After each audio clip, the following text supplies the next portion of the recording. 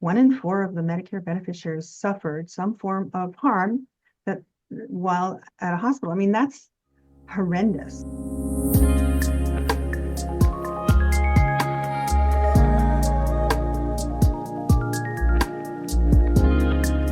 Welcome to Off the Chart, a business and medicine podcast featuring lively and informative conversations with healthcare experts, opinion leaders, and practicing physicians about the challenges facing doctors and medical practices. I'm your host, Austin Luttrell. This episode features a conversation between medical economics senior editor Richard Perrichin and Leah Binder, president and CEO of the Leapfrog Group. They're talking patient safety, along with other big trends in patient care.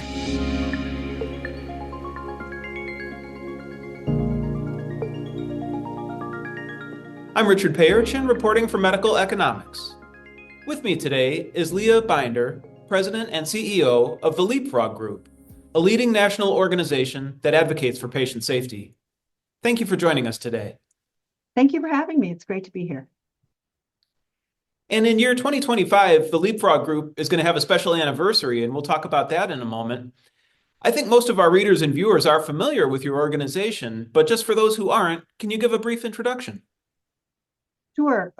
We are a national nonprofit, 501c3, national nonprofit. We were founded in 2000 by employers, so some very large companies that most of us are familiar with, like Boeing and Marriott, GE, GM, major companies that came together to try to work together to improve the quality of healthcare their employees were getting, and the American public at large was getting. And so they formed Leapfrog as a way to allow for comparing hospitals on how safe they were for their patients and making that information available publicly so their employees and everybody could compare among hospitals before choosing one.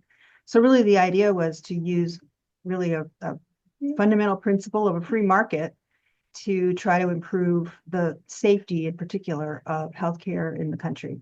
So we still do that 25 years later. We are still publicly reporting on hospitals, and now we also report on ambulatory surgery centers, and we are reporting how safe they are for their patients and making that publicly available. And we still work very closely with a network of now hundreds and hundreds of employers across the country, as well as patient advocates.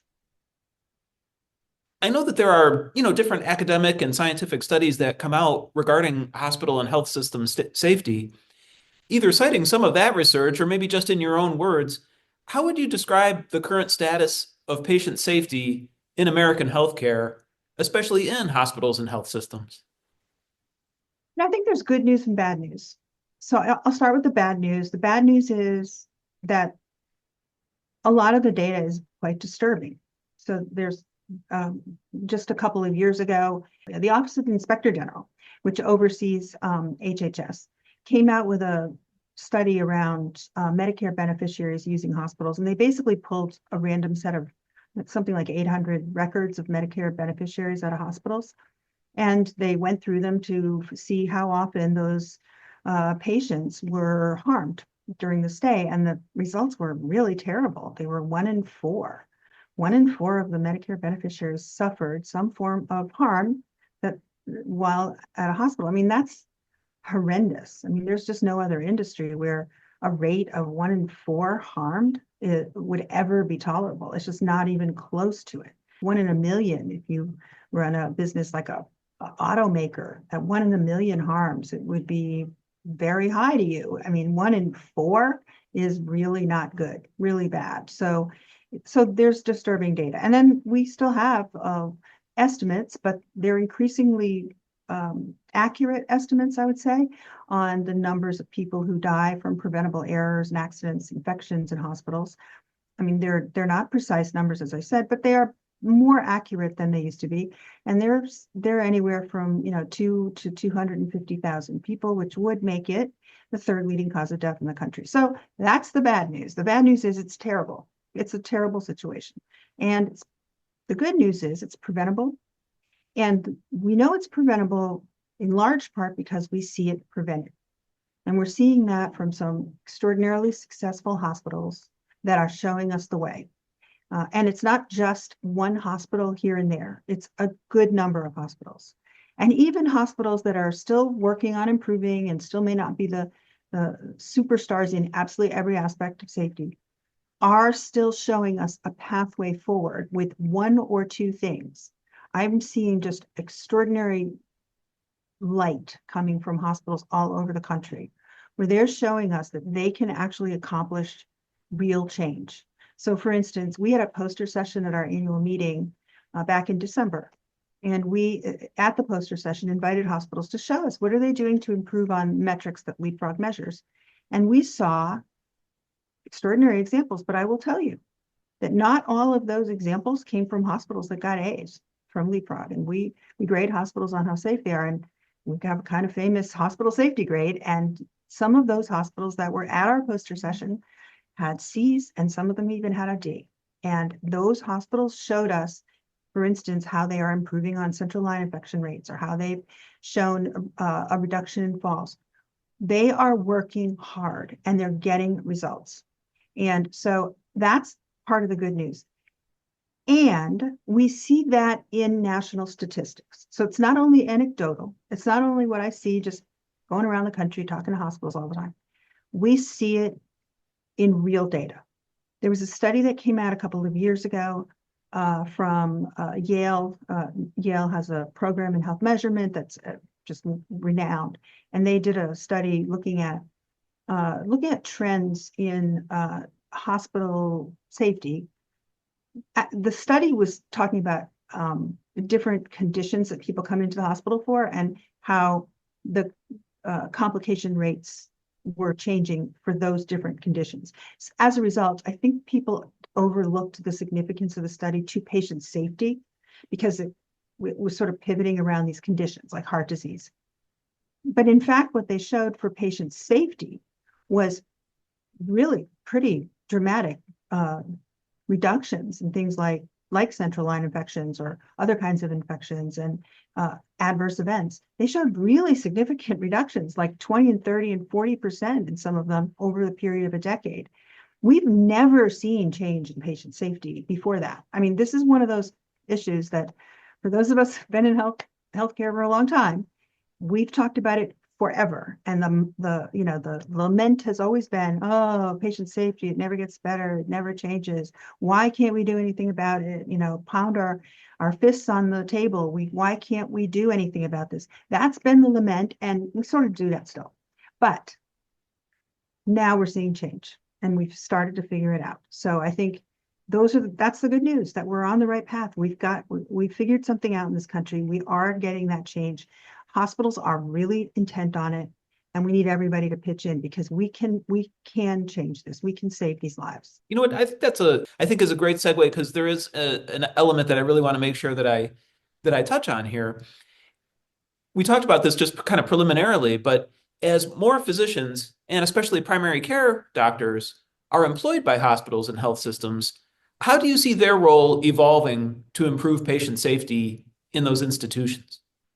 I think it's very important for physicians to use their voice and learn how to use their voice in larger systems to the extent they don't know how to do it now. And many do. So that I'm not saying none of them know how to do it, but I think that especially for primary care physicians who, especially if they come in newly into a health system, they may be navigating sometimes treacherous political waters, but sometimes just kind of bewildering new requirements and new bureaucratic rules and regulations and things like that, and may feel somewhat intimidated or may feel like their voice doesn't matter. Their voice matters a lot. And in fact, their voice is maybe 100 times more powerful than their patient's voice. So every time you speak up, you are speaking for your patients. And that is why it is so critical for you to find that voice, find that niche, find a way to be heard. Because I do think primary care physicians are more, or tend to be more patient focused. I mean, the position is not about a particular body part. You're not a specialist in a body part. You're a specialist in a whole patient. And that makes you a real voice for patients and for helping them navigate this larger system. So no matter how bewildering you find it, imagine how your patients find it. So I think that it is really important for for primary care physicians to do that. And I also think it's important for primary care physicians to the extent they can, to reach out to the business community around them, the employers of many of their patients, for instance. Employers are among the biggest champions of primary care. They mostly believe, most of the ones that I've talked to, and I've talked to a lot of them, they are our core constituency. Most of them believe that primary care should be the pivot point for the entire healthcare system and want to put much more emphasis on primary care. So they are big champions, and they, to the extent that you can get to know them and be part of that movement toward bringing primary care to the fore in our healthcare system, that you should do it, because I do think it's really important that those relationships are built. You know, it's not common for healthcare providers to build relationships with employers. When I worked at the Franklin Community Health Network, when I worked at the hospital system, I remember there was a mill in our community that probably drove 30% of the revenues of the health system. It was very significant. It was a major employer in the region. And we, at one point, had an executive team meeting with lots of folks from all elements of the system. And somebody talked about how there was rumors that the mill was going to close down potentially or be bought. And somebody said, well, we should call them and find out what's going on. You know, does anybody know anyone over there? And none of us did. So here we were, senior executives in a very small community, really, dependent for a huge percentage of our revenues. And I don't know if it's 30, it was a lot, on this mill. And nobody really knew them. So that's common, that health system leaders, individual physicians, may not know the employers, not the health plans, the employers who are ultimately paying for the care they're delivering. And so it's really important to try to build those relationships, and particularly for primary care, because there's a lot of common cause between employers and primary care doctors. So I think I would just strongly encourage that to go forward. Say, Keith, this is all well and good, but what if someone is looking for more clinical information? Oh, then they want to check out our sister site, patientcareonline.com, the leading clinical resource for primary care physicians. Again, that's patientcareonline.com. Based on the grades and the different measures that you use, this was one thing I had in the questions was, in terms of maybe trends, can you describe any different trends or anything you've noticed in recent times or maybe over the years about any conditions? You'd mentioned, for example, infections, accidents, errors. Have there been any trends indicating certain conditions that have gotten much, much better over the years, or maybe some that are getting worse? Well, there's two particular procedures that we've focused a lot of attention on, and we've seen real progress. And those are in the maternity care area. One is episiotomies. This is a procedure that's performed during a vaginal birth, where the vaginal passage is cut open during the birth. It used to be fairly commonly performed, and then ACOG said, nope, we shouldn't be doing them. They're unsafe, and there's other ways. So they're really discouraged now. I mean, sometimes they're necessary, and so occasionally they do need to happen, but it should only be on a very rare event. So when we first started reporting on episiotomy rates by hospital, which we did, I think it was about 10 years ago, we found a rate that was pretty high, pretty upwards of 10%. And now it's down to 3%, which is really just that emergency rate, just that rate that ACOG was looking for, which is rare. So over time, we've seen a steady decrease in episiotomies, which is just very heartening to see. I think it's 75% reduction in episiotomy rate. That is very substantial. And again, as someone who's been in healthcare for a long time, we don't see dramatic change like that very often. And we've seen it with this. The other one that we saw a major reduction in was early elective deliveries.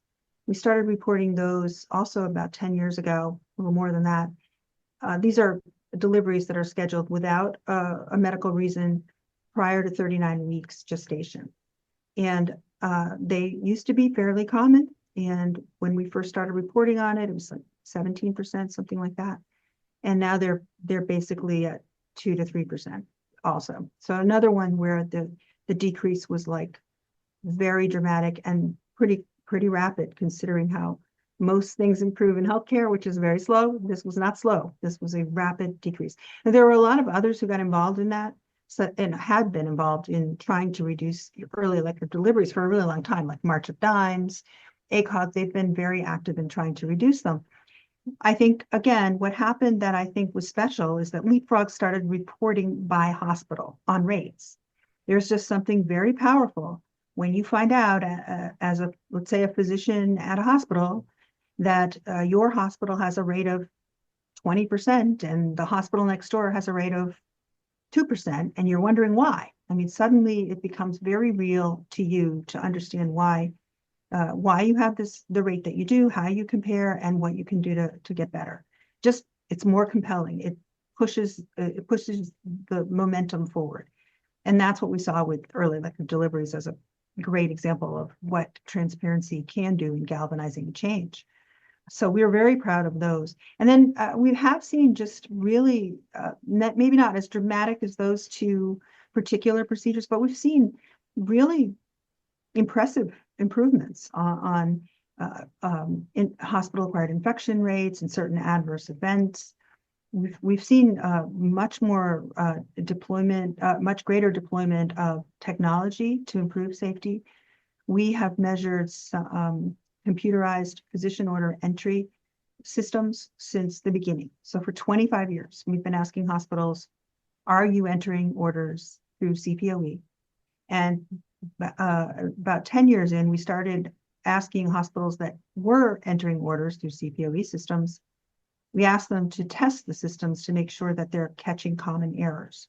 And so we have that test. So what we've seen from that test and from just the adoption of technology is real improvement in those systems being able to catch common errors. They're still not where they should be. So I always encourage hospitals, if they've never done the test, do it right now, because it's the greatest, one of the greatest values you're going to get from a participation in a Leapfrog survey is being able to test whether your system picks up common errors that could really harm your patients. It's the best. It's just like really, really helpful. It's totally free. Everything we offer hospitals is free. So they can just simply take the test and find out for themselves if, you know, they might not be picking up all the dose miscalculations or something like that. There's lots of errors, as anyone knows who's worked in healthcare. There's lots of errors that can happen with medications. And this is really the only independent, it's the only test I know of that does this at all, but it's certainly the only independent test. I mean, maybe there's a vendor out there somewhere who's offering this kind of test, but it's going to not be as independent as what Leapfrog's offering. But either way, it's very valuable, and most hospitals are shocked that they don't get all of the answers right in the first time, and that their systems are not picking up some of these errors. So it's really important to take the test. But anyway, CPOE and CPOE use to prevent medication errors and technology in general has been a bright spot. We have seen lots better deployment of technology to the benefit of patients. Really, artificial intelligence has taken healthcare and many, many aspects of our economy, and society by storm. How do you anticipate artificial intelligence and other advances in technology could contribute to better patient care in the future? I think there's a number of ways AI could have a major impact on patient safety. My biggest concern right this moment is that it's being deployed that way. That I think that AI, there's a lot of interest in AI for other aspects of hospital operations, such as maybe billing or something like that, but I'm not sure it's being focused on as much around patient safety. And I think, again, there's opportunities. So one opportunity is for AI to be able to synthesize EMR records fast and in real time, alert clinicians to potential problems that their patients are about to have. So in other words, be able to sort of trigger when there's a hazard ahead for a patient, or when some certain lab values or certain combination of factors has come to play for that patient that the clinician might not otherwise notice, that suggests that there's about to be a complication or a problem. There's lots of companies out there that are looking exactly how to do that. So I would love to see that play out in hospitals. That could make a huge difference. That'll just prevent these incidents from even happening, and that would just be amazing. I think the other real opportunity around AI is the fact that AI can synthesize, tons and tons of records in general and information for clinicians, because it's got to be unwieldy as a clinician when you're trying to make a diagnosis, or you're trying to decide what to do on the fly for some situation that just suddenly emerged. And having AI available to quickly synthesize through records and through literature, or just through the vast array of information that is potentially available to inform a clinician in any kind of situation, to be able to do that quickly and offer a summary could be really life-saving. I mean, and also could mitigate against some of the problems with burnout and things like that we're seeing with physicians, because it's got to be really difficult to try and do that on the fly all the time, all day, when AI, which is imperfect and it's not always right when it synthesizes, but can help to synthesize through a lot of information. It can also take notes for you. It can also really help in patient encounters where you want to be able to have a personal interaction with a patient and still be able to, again, synthesize through all their history quickly and be able to really get to the root of the issue that the patient's there for. Again, AI has a lot of applications that can really help with that, and can reduce some of the burden on clinicians for note-taking and trying to dig through charts to figure things out all the time, and really that problem of having to be staring at a computer screen instead of the patient when you're in the room with them. AI has some applications that may be able to help with that. So I'm cautiously optimistic that we'll be able to deploy them. There's going to need to be guardrails on how we do it, a lot of guardrails, but I think there's opportunity. Oh, you say you're a practice leader or administrator? We've got just the thing. Our sister site, physicianspractice.com, your one-stop shop for all the expert tips and tricks that will get your practice really humming. Again, that's physicianspractice.com. And given the timing of the anniversary right now, we're still relatively young in the new Congress and the second administration of President Donald Trump. And the White House has already taken some executive order action to improve price transparency in healthcare. Especially for patient safety, what policy solutions would you like federal lawmakers to consider to enhance patient safety and improve that healthcare quality and price transparency? Well, we supported President Trump's executive order. I will say there's language in there about quality as well, and that's good. Obviously we wanted that there, and it's there. And President Trump did make remarks about the importance of quality as well. So I think we want to make sure, as I said earlier, that we think it should be first and foremost before you even think about price, you start with quality. But either way, they need to come together, because nobody wants to buy bad care, and it's important that we look and have a full and open, transparent marketplace for healthcare. So we fully support all of those efforts. I think for us, the agenda is, and I think one that we will be working closely with the administration on, is expanding transparency in general. So including pricing, but also quality. CMS currently reports on safety and quality metrics for hospitals. They also report some for nursing homes, for ambulatory surgery centers, and for other settings, but not as much, and it's not as robust. And we want to see much better reporting. And that, I think there's many opportunities to do that. The other thing is there's a lot of opportunity for improving the way we measure. So right now, a lot of measurement of quality and safety that is publicly reported by CMS comes from claims data. They just take it directly from claims, which is billing data. Billing data was never really designed to measure quality, but we've found ways to do it. But I think in the future, what we ought to be doing is taking it directly from EMRs and having ways to almost in real time be able to inform quality across whole health systems and across the country.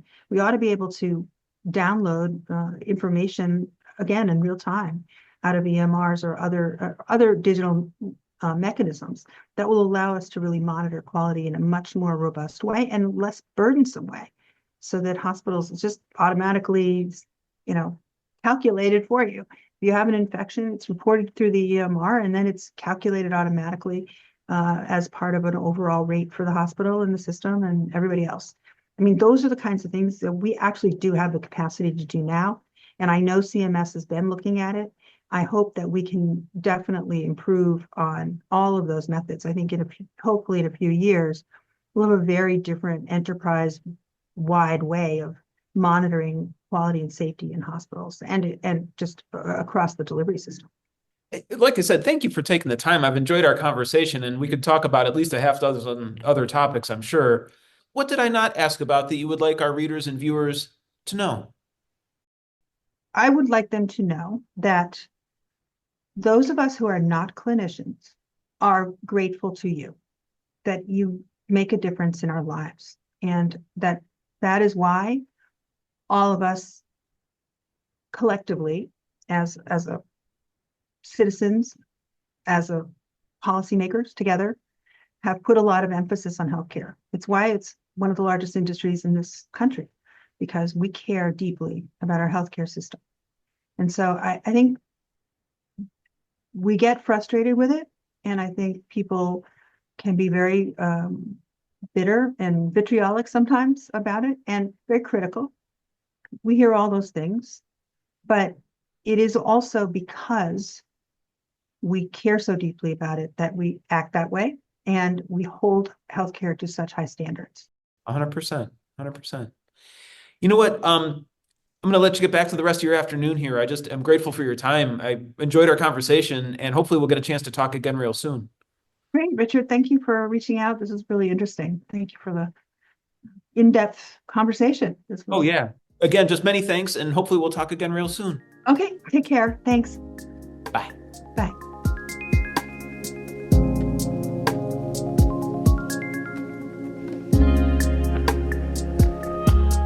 Again, that was Medical Economics Senior Editor Richard Payerton with Leah Binder, President and CEO of the Leapfrog Group.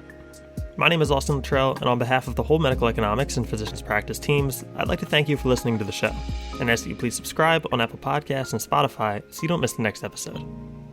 Also, if you'd like the best stories that Medical Economics and Physicians Practice publish delivered straight to your email 6 days of the week, subscribe to our newsletters at medicaleconomics.com and physicianspractice.com. Oh, and be sure to check out Medical Economics Pulse, a quick-hitting news podcast that offers concise updates on the most important developments affecting your practice, your bottom line, and the broader healthcare landscape, delivered by the editorial team at Medical Economics. Off the Chart, a business and medicine podcast, is executive produced by Chris Mazzolini and produced by Keith Reynolds and Austin Luttrell. Medical Economics, Physicians Practice, and Patient Care Online are all members of the MJH Life Sciences family. Thank you.